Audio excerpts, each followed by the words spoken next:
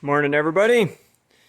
I'm just getting started on this project that got dropped off a few weeks ago. So this is the seed box to a grain drill. I can't remember what brand this is, but as you can see, it has bad problems. It's all rotted out here. Over here, I've got the part that goes with that.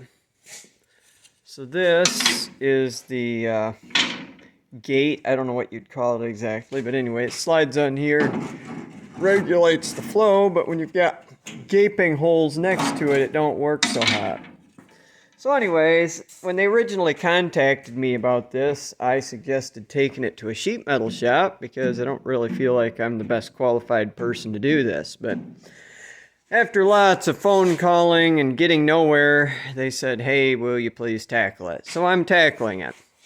So I wasn't really sure how I was going to do this to start with. The reason I thought a sheet metal shop ought to do it is they got all the proper forming and bending and you name it tools. But anyway, long and short of it is that after a bit of head scratching, I did some measuring, and as far as I can tell, this is 1.5 inch radius. So what I've done is I went and ordered myself up a piece of 3-inch stainless exhaust pipe.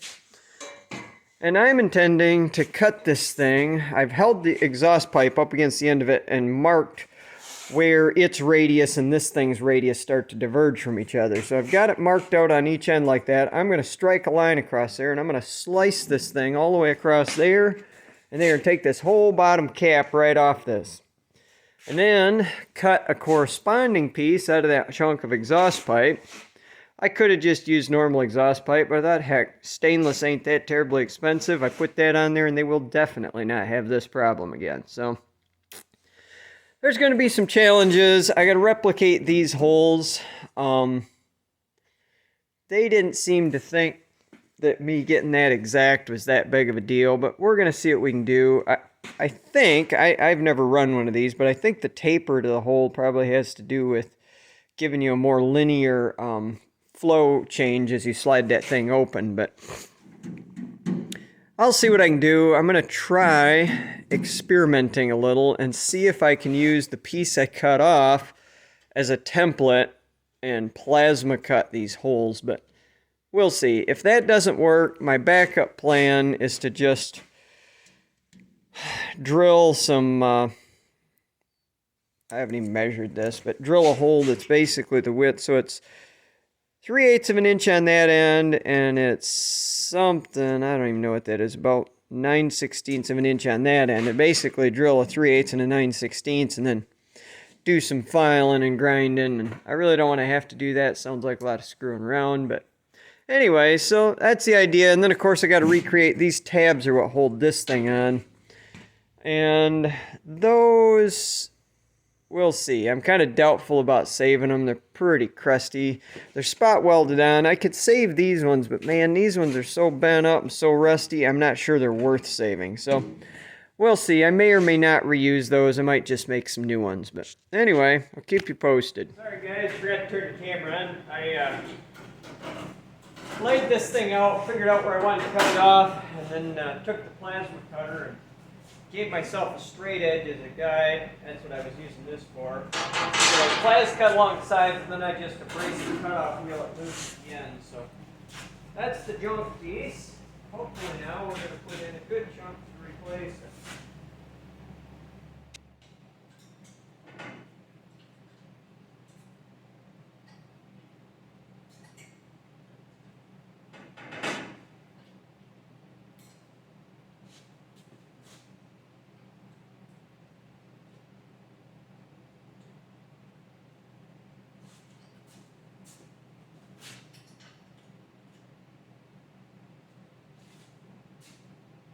Looks promising.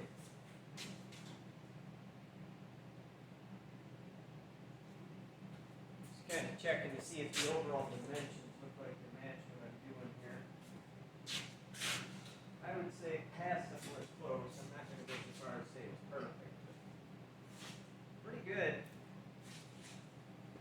Alright, how does this look? That looks pretty good. Alright, so let's lesson learned last time. Hook the ground up, starters. And then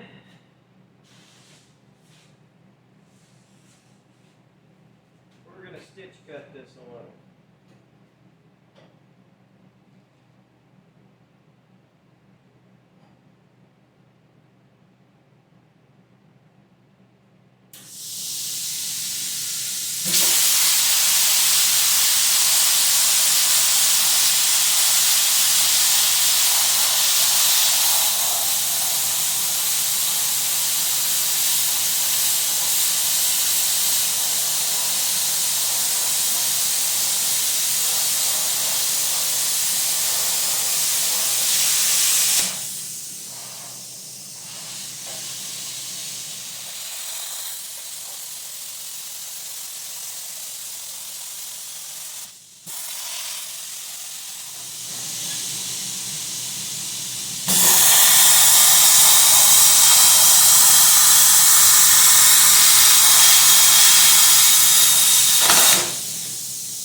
So I lied about stitch cutting it. It dawned on me the tension's already gone. I cut it all the way down one side, so I didn't bother.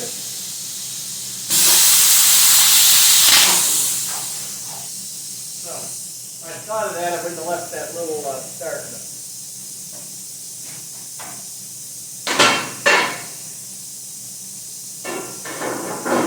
That's warm. So, good news here is if I screw up, I do have enough of this tube to make another one. The only thing is I have to fight with this dent in it to get another piece out of it. But intentionally cut right along one edge of that dent to try and save enough of this to make another one if I have to.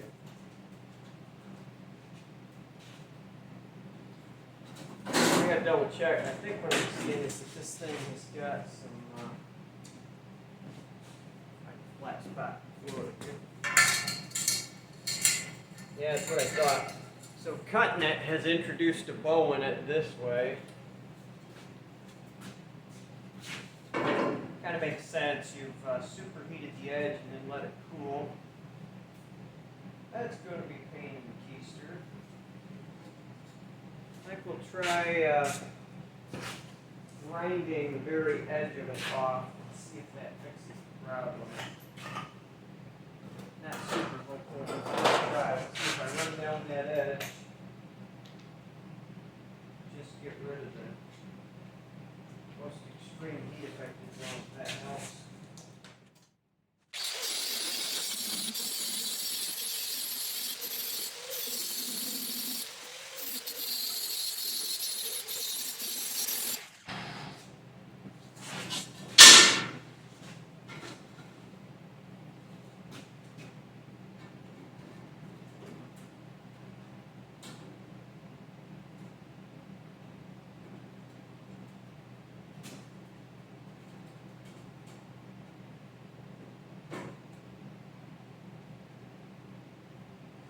What I may end up having to do here, guys, is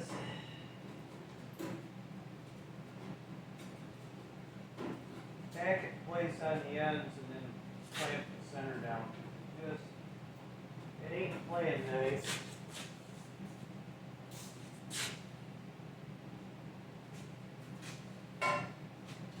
Well, let's get some of this stuff shifted.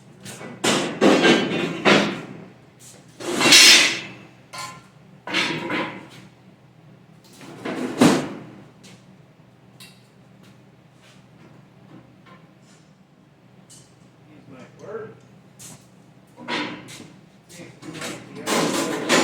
going to try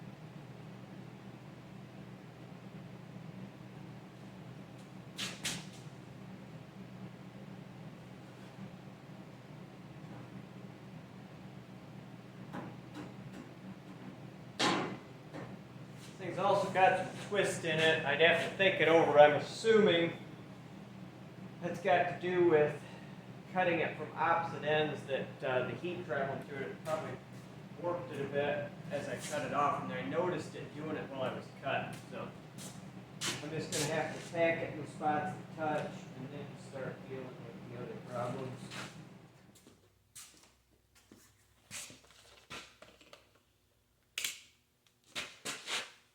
We're going to dial this baby way down here.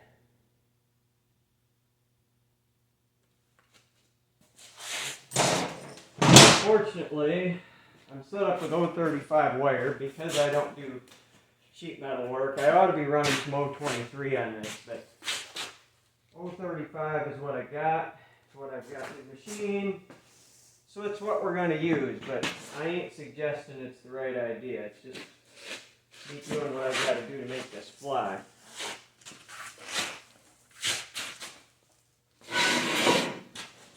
Try tacking it here. Well, I'm about to do the same dumb thing I did with the plasma cutter, try welding with no ground.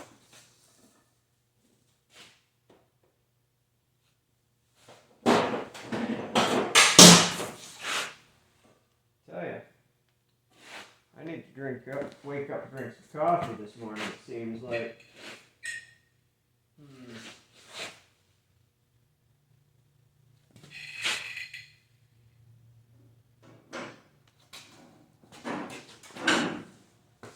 I'm gonna see if I can make a cheat.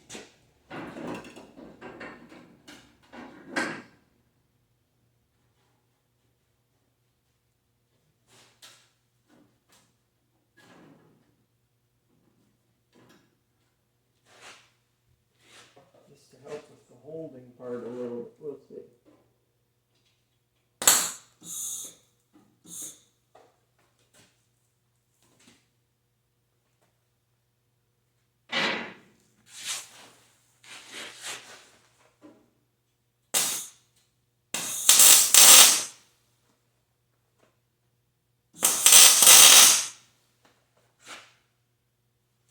One little tack.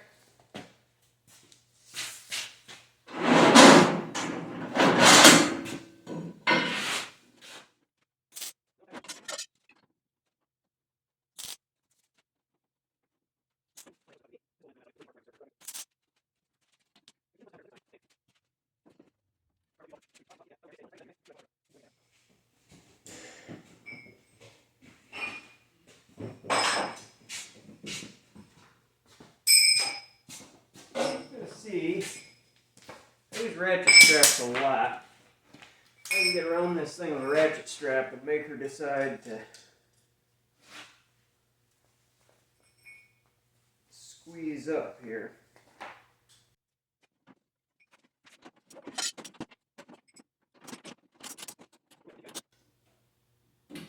Nice. Worked better than I anticipated. Sometimes I'm smarter than I realize. Until I forget to put the ground down.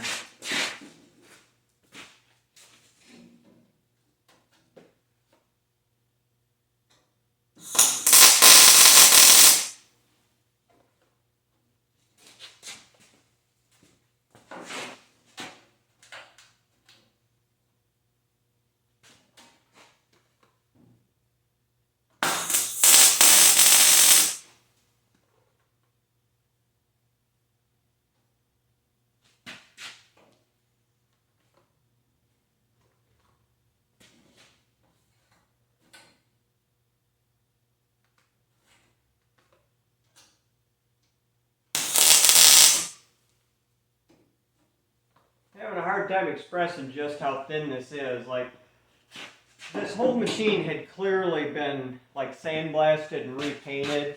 Somebody was trying to make it look better than it actually was. So what I'm actually dealing with here is, like, in here, it's not even just this thin sheet metal. It's sheet metal that I believe was rusty, and then somebody sandblasted, made thinner yet, and then painted. And it's pretty scary when you put an arc on it. It's like I don't think it'd be an exaggeration to say it's about the thickness of Campbell's soup cans. I don't know about all of you, but that's not the thing I prefer welding on is Campbell's soup cans. That's a little thinner than I normally engage with.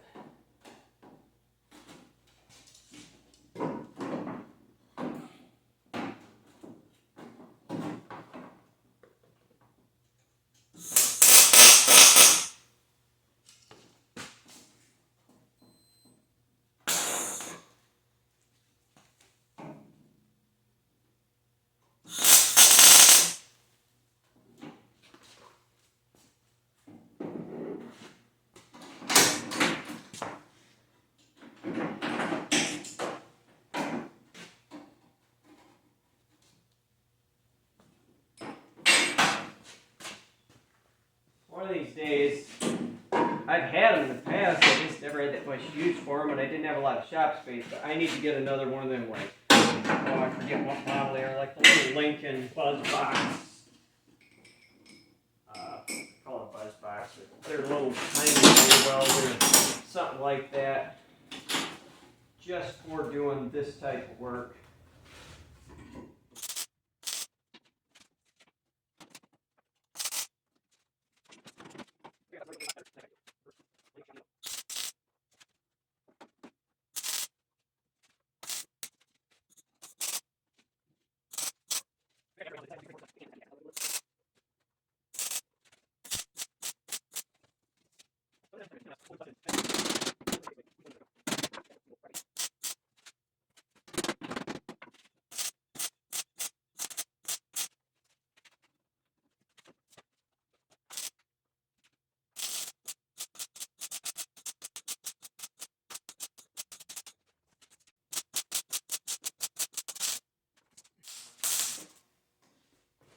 Hello.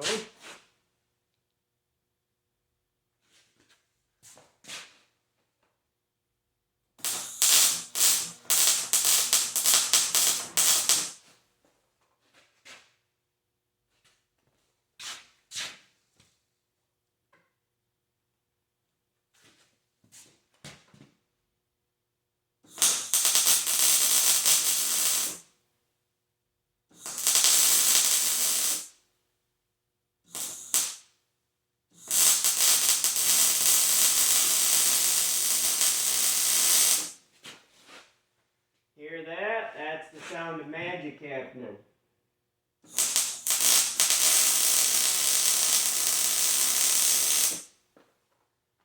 We have got her dialed in.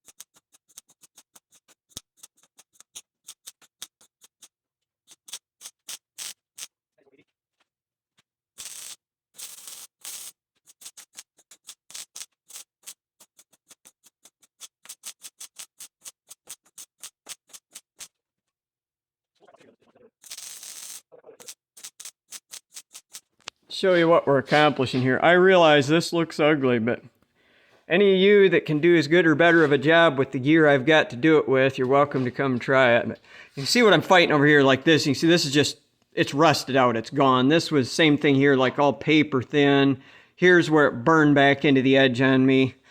That spot, I don't even know. I think I'm gonna try and lay a little piece over that and weld it in there, because I don't know. If I try and build across that, it'll be a heck of a goober, but we'll see. Once I get over into like this section, we should be back into where it's only as thin as a Campbell's soup can. Not like as thin as tin foil, which is basically what I'm welding on here, but anyway. And then we got to run the whole other side. The good news is this side was never, it didn't have any of the rust issues. That cavity that was rusted out was all, you know, up into this area here. So if I can just get this side done, I'm sure I can do the other. All right, it's pretty well welded up. You can see I've done a little bit of layout here. I took this, as crusty as this thing is, it's still in one piece, and I laid it over this one and marked out all the holes that weren't rusted out in that, and then the whole pattern is on an even spacing. So then I slid the thing down, lined it up with another set of holes, and then used the same ones that were good, that had been on the end, shifted over to fill in these ones in the middle then. I think what I'm going to do is play around with making a guide for my plasma cutter that is this exact shape, but enough bigger than that to allow me to just put my plasma cutter in it and buzz around. Basically, I'll just be using these to get my guide lined up where it ought to be, and then drop my plasma cutter in and buzz around the corners. It'll take a little monkeying, but I think that's the best way to accomplish what I want to accomplish. I don't think I can freehand these. You know, by the time you get a dark enough shield, you probably noticed I've been using just ordinary cutting glasses, like torch glasses, when I was plas cutting, but that's because I carefully keep the torch between me and the actual arc, so I don't ever see the arc. But in this instance, I'm going to have to, be looking at the arc if I was going to accurately follow that line, and then I'd have to put my welding helmet on to be too dark to see the line, and you're going to make mistakes. So it'll take some screwing around, but we're going to make one. And with a guide, I'll buzz them things all out in 10 minutes. Probably spend an hour making a guide and 10 minutes using it. So anyway, I'll bring you back when we get that figured out more. Alright, we're going to do a little experimenting here with seeing if I can make a guide for that plasma cutter. So not really sure exactly. So if I had the angle base for this, which I might have one around, it would be simpler, right? Like I could swing it around and play with making the angles, but I think we're actually going to try just basically cutting, it's hard to describe, but a T, so to speak, where it's as wide as the narrowest part of that slot at the bottom end, and then where I cut out to just the width of it at the wide end, and then scribe a line across that at the angle, and then just probably just take my die grinder and follow that. It's not rocket science here for what we're doing, and I think that'll be a close enough approximation of what I actually want to do the job. So we'll see.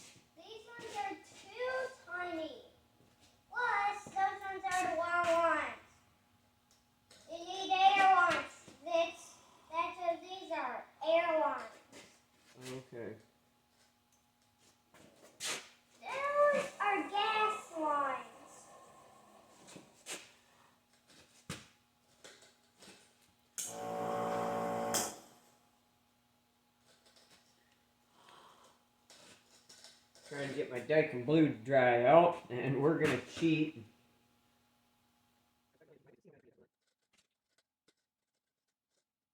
Because the oil will obscure my line, but we're going to see what we can do.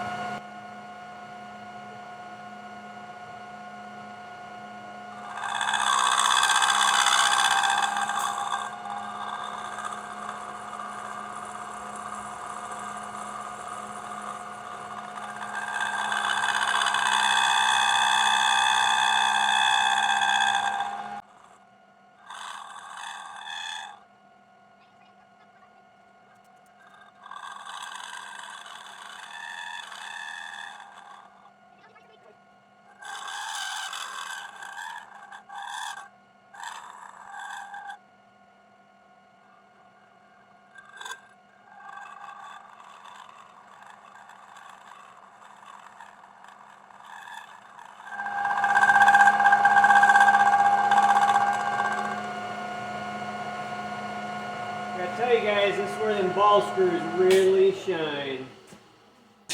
First time I've ever done a cut to the line process with ball screws, but man, is that the shiznits. I'll show you what we got here, but I'm feeling pretty good about this. A little bit of touch up with a file where I have some waves in her, but I think this thing's gonna cruise. I'll bring it back when I get her busted out of there. Alright guys, you can't see the remnants of many of my lines, but I am telling you what, I'm pretty proud of that. Considering that was angle cut and freehand, and there's a few little waves in her, but pretty good. I'm going to clean it up with a file, and then obviously I'm going to split this and make a sleeve that pops on here is the idea, and that I can center up over these marks that I've made and then guide the plasma cutter with it. I'll show you that when I get her set. Alright everybody. So, just in case you were wondering, yes, I am well aware that I could slice my finger off doing this, but I don't see a good way to hold this little template on other than by hand. So, you're just going to have to forgive me for this breach of safety protocol. With that said, here goes nothing.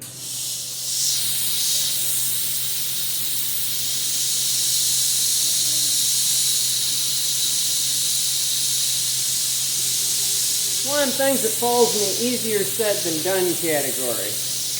Kinda hard to describe. Hard to get smooth motion, kinda jerky. I think for starters, I got this thing way too high in the air. It's ridiculous because that's the whole point of working. I don't know what is up with this thing. It's hanging up at all. Alright, so for starters, let's get it down where I'm in control of the situation.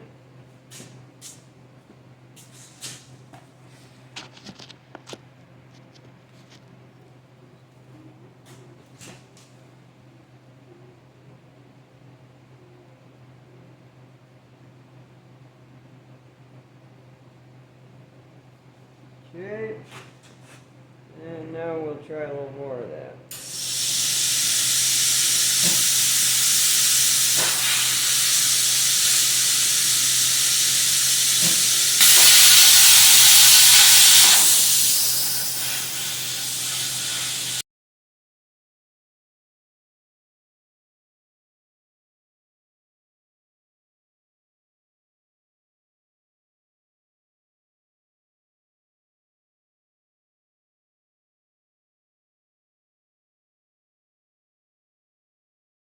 Alright, so here's the initial results. I just got done cutting them. So you can see, pretty close approximation. You see some wavers and wobbles in them. I've got two of them that got messed up a little. This one, I jumped out of my form, but it didn't really cut. It just kind of gouged the surface because I jumped up too far. This one, on the other hand, you can see I jumped out of my form and gouged over here to the side.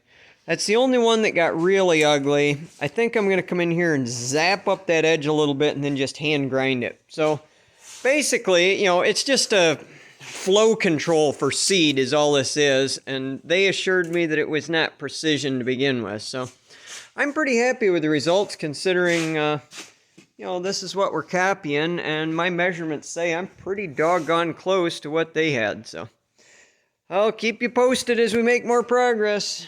There, Wiggles. Hi. All right, so we've been hard at it. So this thing originally had all these little pieces welded on it. Now we had cut through the edges, some of them, plasma cutting it. I knew that was going to happen. Anyway, those are the pieces that held the, I don't know what you'd call this, but the gate on here. I hadn't really decided before now what I was going to do with it, but I decided to have at it. They were spot welded on in two places, so I took and blew the spot welds out of them. And now I've spent a bit of time beating on them with a hammer and straightening them back out as well as I can. And we're going to see if putting these back on here is what makes the most sense or not.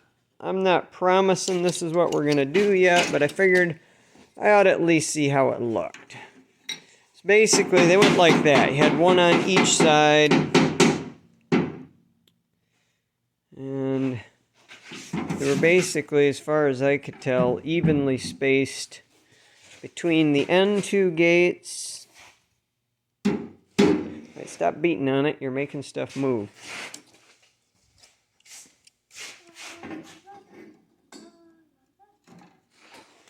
So I'm going to see what we can do with it. I'll bring you guys back when I get this figured out better. Alright, we're going to try wrapping this thing on here.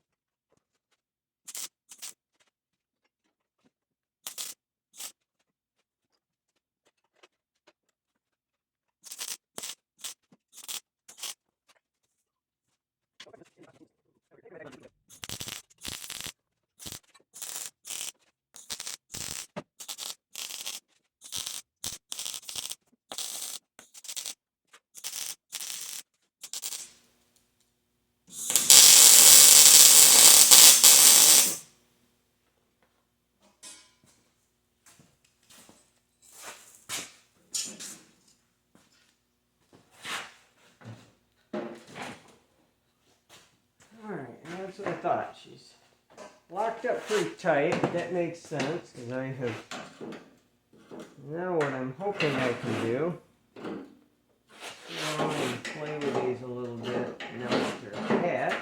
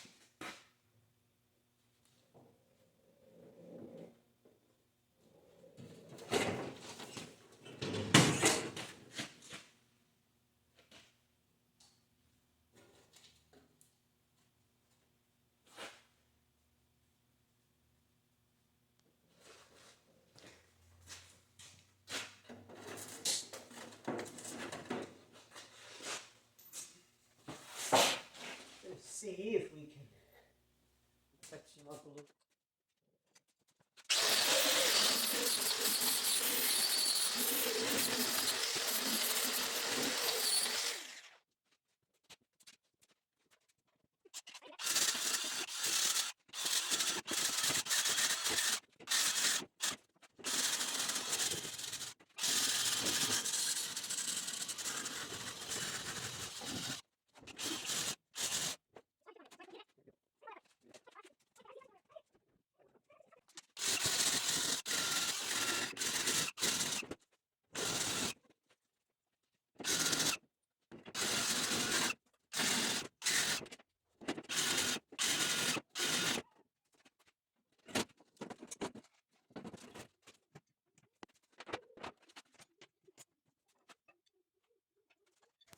All right, guys. So there she is. She's back together. Gates on. I don't love the way it works. You got to tap on that thing to get it to slide back and forth, but this piece is just too warped up. It's never going to slide right now. I can't straighten it because it's got bends in it in the direction that it wants to buckle if I try to straighten it. So anyway, the good news is I think they pretty much just plant one type of seed with this thing, and they'll be able to set that gate where they want it and leave it alone, I think. So anyways, so that's pretty much it. The only reason I even got into this project is because I don't know if they couldn't find a sheet metal shop or the sheet metal shops wouldn't touch it. So it's a little out of my normal field, but hey, we're doing what we got to do to keep things running around here. So that's it. I'll catch you guys next time.